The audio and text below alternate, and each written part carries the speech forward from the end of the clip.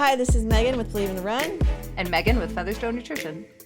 And we are co-hosting a brand new series, the Move Her Mind event series with ASICS. And this series is a continuation of a research study that ASICS commissioned that was on over 40 countries and nearly 25,000 participants looking at the gender gap in movement and exercise. So today's episode, we sat down with Dr. Dee and Tenia, who is an ASICS ambassador, to talk about the study, some of the details and things that they found, and then what we see in everyday life. I'm just wanting to do a quick introduction. My name is Karen Menez. I am the Director of Communications for ASICS North America.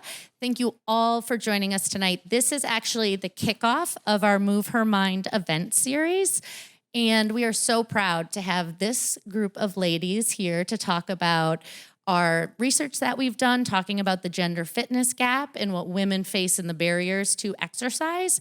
And the one thing at ASICS that we talk about is we all have a part to play. Wherever you are on your fitness journey, whether that's a new runner, somebody who runs 2 to 3 marathons a year, any pace, we all have a part to bring people together and join the beautiful running community. So I want everyone to leave here inspired and thank you. Very soft applause or just, or just people making noise. But thank you all for joining us. This is a great panel. Some of the most influential voices in the running industry with Megan and Megan. Dr. Dee actually helped lead the study for us 2 years ago. And Tenia is a longtime ambassador with ASICS who is very close to my heart. Both of us coming from Milwaukee. She leads Fear, a run club there. So I will let them do proper introductions. But again, thank you all for coming. And I do want to say a big thank you to Sarah Truitt, who's here somewhere. There she is. She came to us with the idea to help highlight and showcase the female photographers in this industry. And I truly cannot think of a better setting with the beautiful photos we have here and just continuing to champion women across all different industries. So thank you to everyone and our partners. Please take great swag that we have out there. We've got, tattoos you can have on temporarily if you're curious. But just really thank you all and absorb the event. And we just hope you leave here inspired. So at that, I will turn it over for you ladies to help us move her mind. Thanks, Karen. And just want to say thank you to the entire ASICS team for bringing us all together. And thank you all for being here. I am Megan Murray. I am with Believe in the Run, and I am a co-host with Megan for this Move Her Mind event series. Hi, everyone. I'm Dee Dlugonski. I'm a professor at the University of Kentucky and worked with ASICS over the last few years to do the study that we're going to talk some more about tonight. How y'all doing? Good, yay. I'm Tenia Smith. I am co-founder of Fear MKE, that is a run crew in Milwaukee, Wisconsin. And and I am an ASICS ambassador. And I am Megan Featherstone. I'm a sports dietitian and owner of Featherstone Nutrition and co-hosting this Move Her Mind event series over the next 6-ish months. We've got 12 stops with Megan. All right, so before we dive into the study that this whole event series is revolved around, Dr. Dee, can you tell us a little bit about your background and how you got into this field?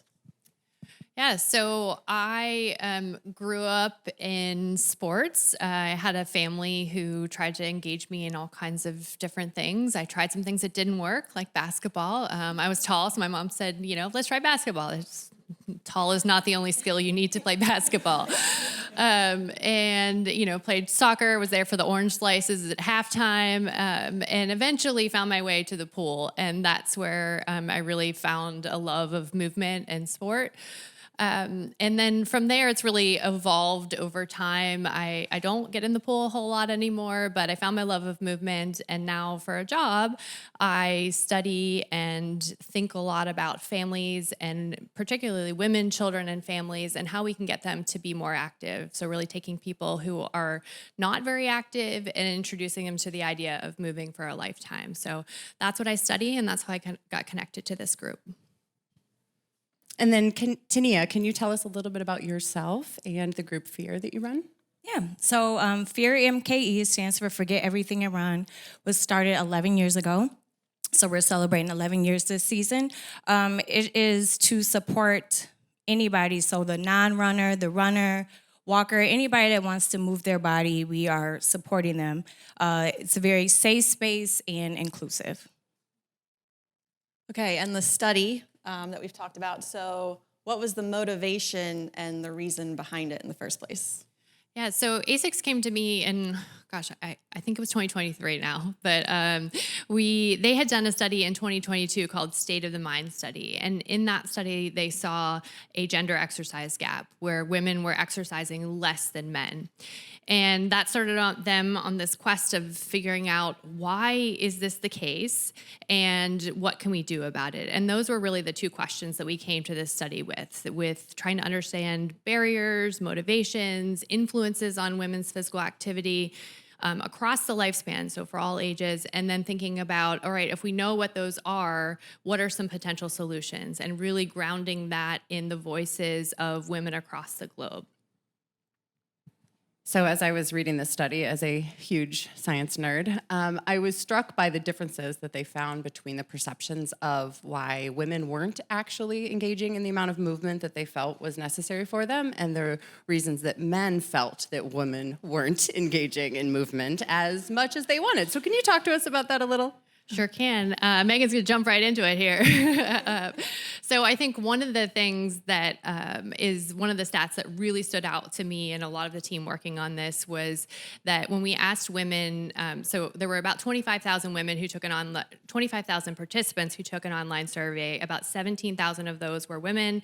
The other 7-ish thousand were men. And so we asked both of those groups, what are the reasons why women are not exercising? So we didn't ask men why they were not exercising. We asked them why women were not exercising, and women that same question. And I think the most striking thing, there were a couple that stood out to me. Women said time. About 75% of women said time. I see a lot of nods. It's probably not surprising. Wasn't surprising to me. A lot of the literature suggests that lack of time is a big barrier for both men and women. But we asked the men the same question, and only about a quarter, it's been a while since I looked at all the data, but only about a quarter of them, is that right? It was in there. It was in that questionnaire. Right. There we go. 34%. What's 34%. 34. Okay, a third. So about a third of the men thought the same thing. So we have about a third of men saying that women don't have enough time, and 75% of women. So there's this disconnect between what men and women are thinking are the barriers, perceiving as the barriers. And I think we saw the same thing with body image. Many, many more men thought that body insecurities were an issue than women thought that was an issue. So at the end of the day, the story kind of was that women had these very practical reasons why they were not engaging in physical activity. Lack of time, cost, other responsibilities. And men were saying, it's definitely not lack of time, but it's more things like body insecurities and things that are maybe not as practical or logistics. So, Tenia, I'm imagining this wasn't shocking news to you, and I'm sure that you see some of these things in your run crew. So, what are you doing to sort of encourage women to come out and join you?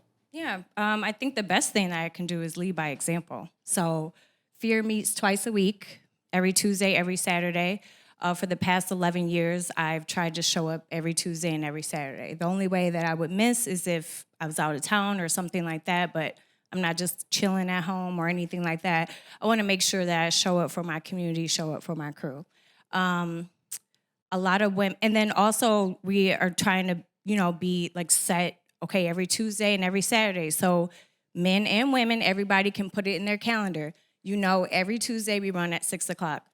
Every Saturday morning we run at 8:30. I think carving that time, if time is an issue, keeping that time for yourself. And then also just answering any questions that women may have. How do you run that far? How do you do that? I just need to be transparent as well. It's not easy for me either.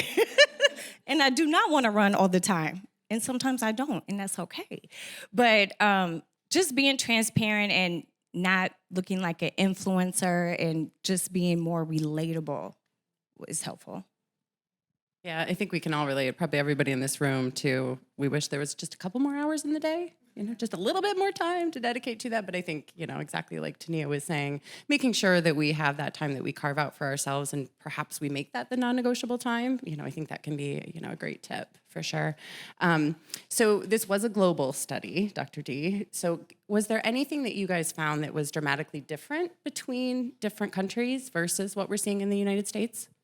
Yeah, I think what we saw is that there were way more similarities across the globe to the experience of women in movement and exercise than there were differences. So I don't like to highlight the differences because they were pretty subtle, and really what I took away is that we're far more similar across the globe. And there's definitely some cultural nuances, but the primary message is that we were more similar than we were different.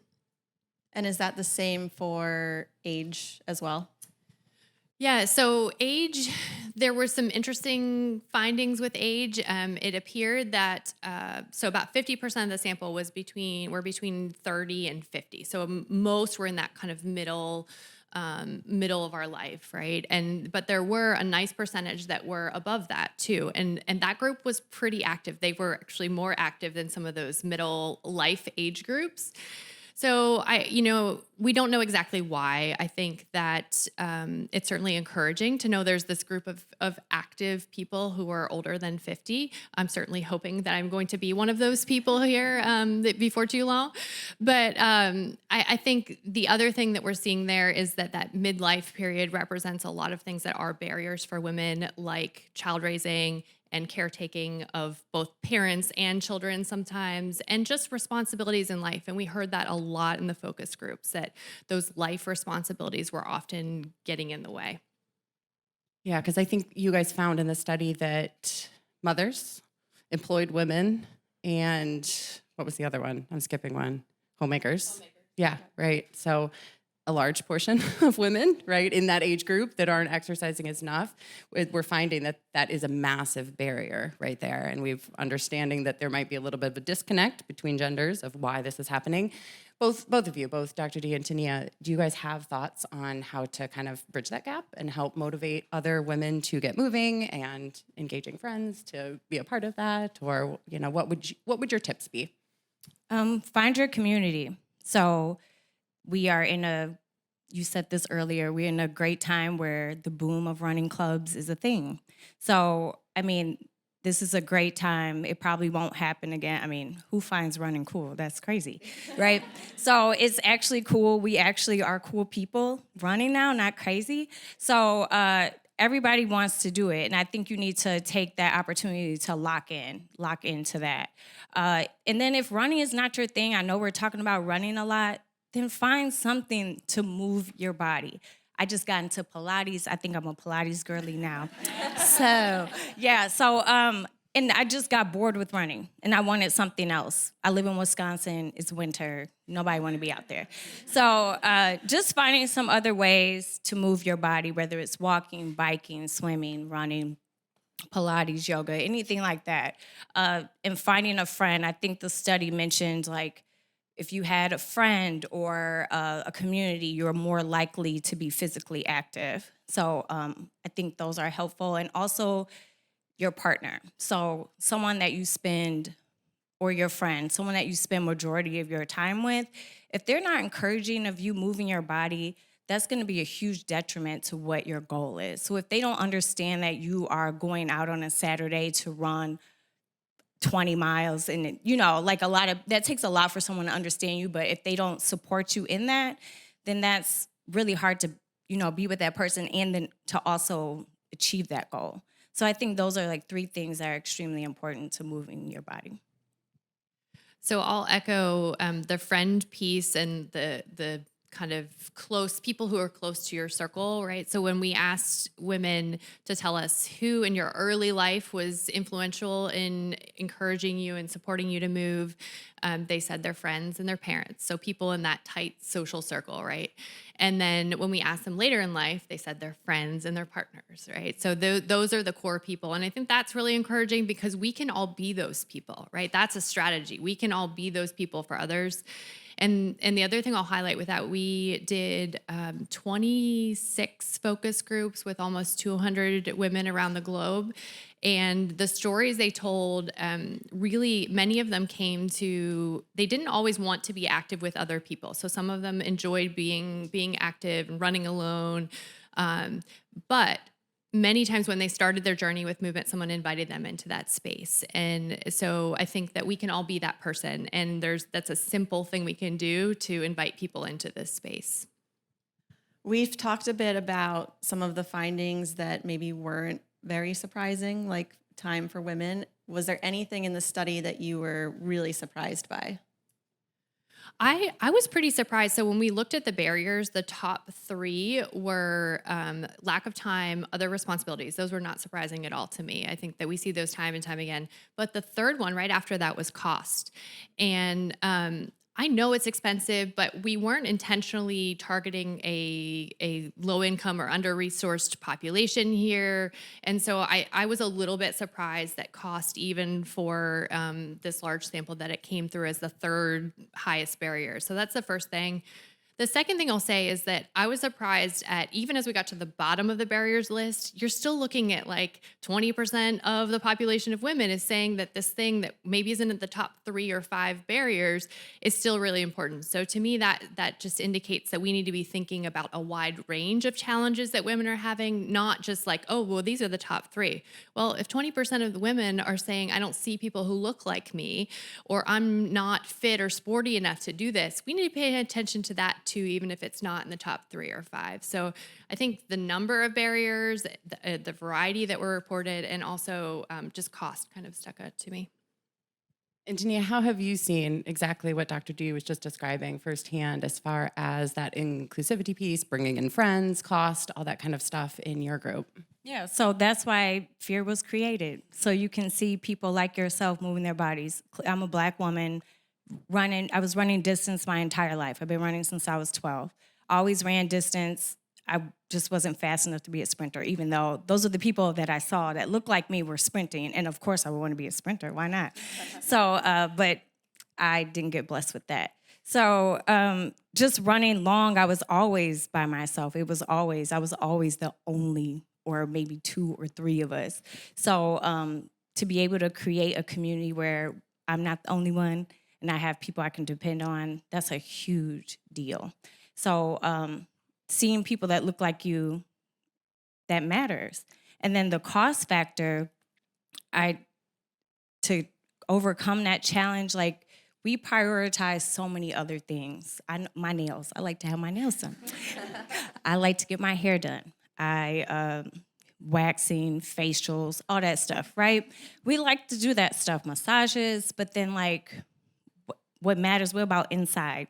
So like your physical fitness, and then and longevity. So are you gonna be able to run with your children, your grandchildren, or nieces, nephews, anybody like that, like teaching? I'm a teacher, I was. Are we gonna be able to like play with those kids and whatnot? So you kind of have to think like that, or am I gonna be a tin man with my knees forever, like when I have to bend down and I'm, like I don't want that when I turn 60, 70, so that's kind of what we have to think about, and like prioritizing that as far as when we think of cost too. What do we want to prioritize? And we should all be thinking about ourselves and prioritizing our physical fitness for sure. So Dr. Dee, Tenia obviously created this amazing community for people to join in and go for runs together, but what can people in this very room, like what are some things that they can do to encourage women to get active?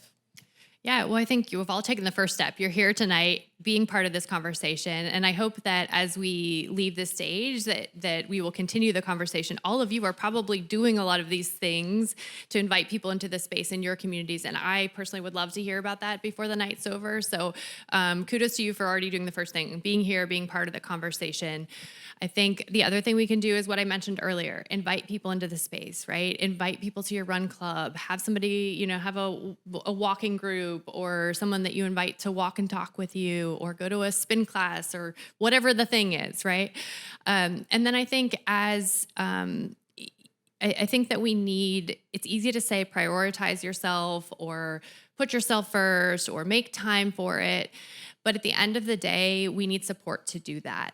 We need partners who not only allow that, but do the things so that there is time for that, right? A lot of time there's not time for things because women are taking on the burden of caregiving roles and all kinds of things related to the house. There are some quotes from the focus groups that have stuck with me today that where women said, well, I have to do all these other things, cleaning, cooking, taking care of the kids before I can take care of myself. And we need to have a support system around that, whether that's partners, kids who are big enough to help, or family members, and build that support system and be that support system for other people so that they can prioritize themselves.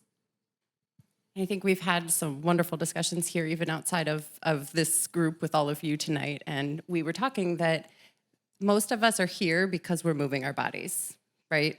So what we really want to encourage everybody in this room to do is to also find people who maybe aren't moving their bodies that are in our lives and figure out how can we bring those people in? How can we help make them feel more comfortable with whatever type of movement makes the most sense to them? You know, it doesn't always have to be running. Running is very high impact, right? You know, it's going for a walk.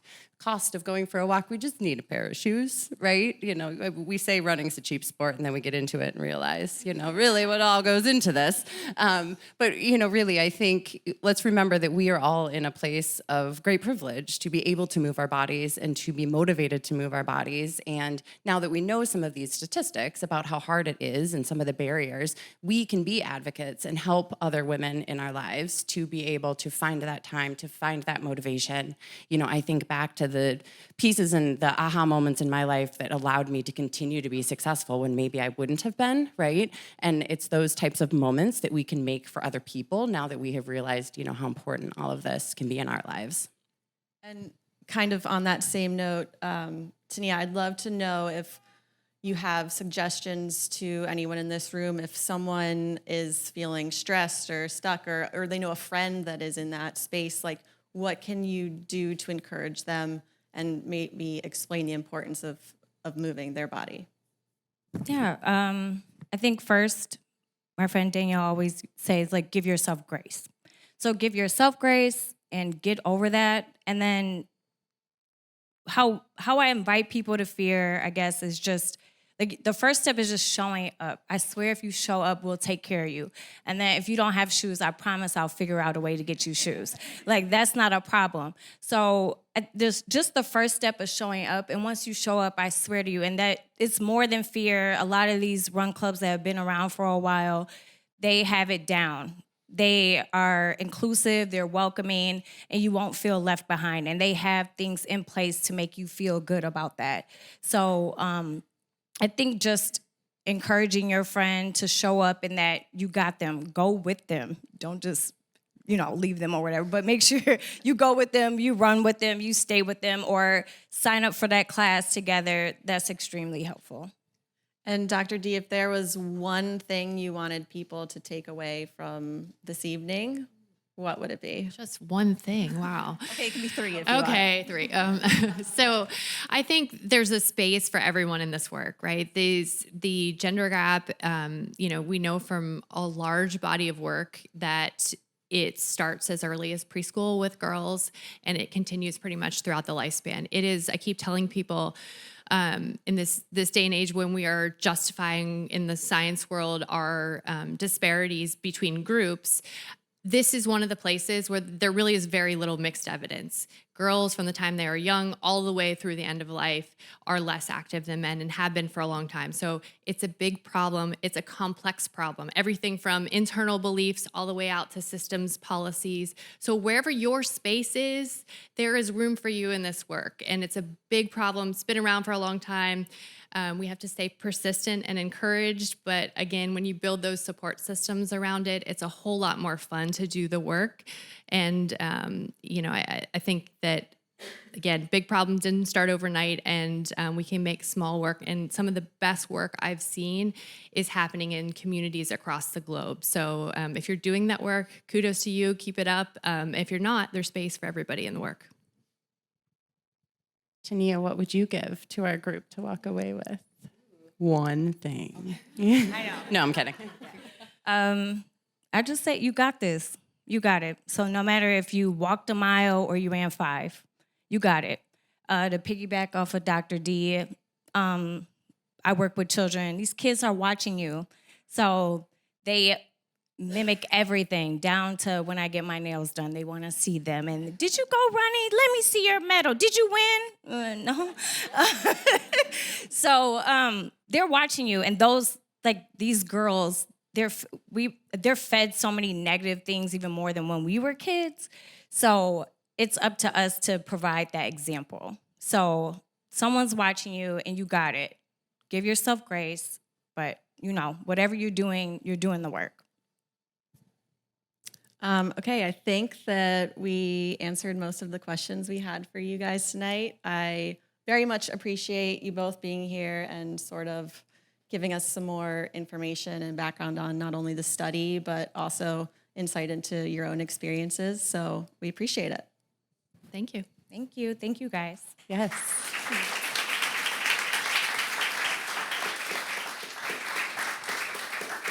So we will be here for a little while, mingling. We can get out of this room so that we have a little more space, get back to the food and the beverages and all those things out there. But please feel free to hang around and chat with all of us. I think this has been such just an eye-opening moment. Again, we are all moving, but to open our eyes to help others, I think is kind of the takeaway as we walk out of here. I want to also thank, we have Noogs, who is a newer Energy Chew here with us tonight, and there's a bunch of samples of their product out there. As a dietitian, I love that a fellow dietitian, female, started this company. So there's enough sodium in these chews for everybody. So check those out. And there's some other free giveaways out there as well. Always want to support you guys. Grab some socks, grab some tattoos. Thank you to ASICS for commissioning not only this research, caring about us all, taking care about us all, mind, body, soul, and moving forward. So thank you all so much for being here tonight.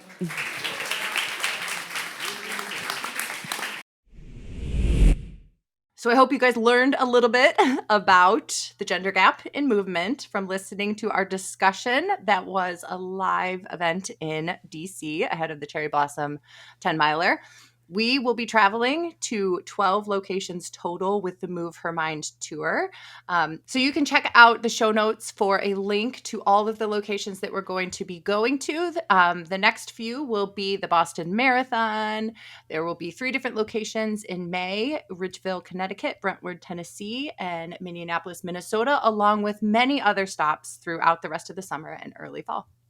At each of these events, we're going to have a different discussion to help encourage women to move more. So each location will have a little bit of a different topic, but it'll have a panel with both the Megs and some different experts to join us to really help give us all information and motivation to get moving. Yeah, so we hope to see you at one of the stops along the way, and feel free to bring a friend who maybe needs some motivation. Peas and carrots. Bye. Bye.